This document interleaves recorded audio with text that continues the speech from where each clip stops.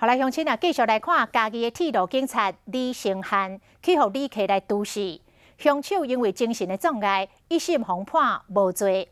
一路以来一直咧走踪替孤囝讨公道的成汉的爸爸李正文，心痛、愤慨、悲伤、忧郁，结果为是大量来出货往生路，早起来举行着告别式。内政部长徐国勇、警政署长陈家钦。以及过去成汉的同事，拢来送李爸爸。这成汉的妈妈是真伤心，讲翁婿虽然离开了，但是伊会委请律师继续替后生讨公道。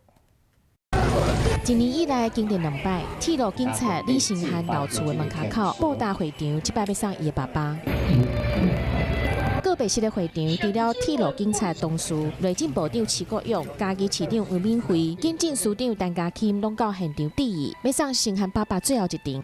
悲伤尽宿的会场，铁路警察高雄分局长一直咧安慰成汉的阿嬷。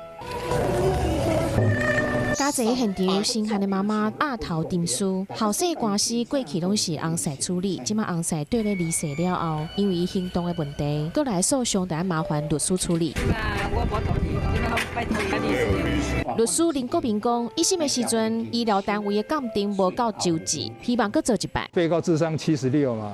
所以是远高于轻度的心智障碍的程度，跟鉴定结果说他毫无辨识能力的，是显然不一致的地方啊，所以我们也请求法院能够考量啊，是不是有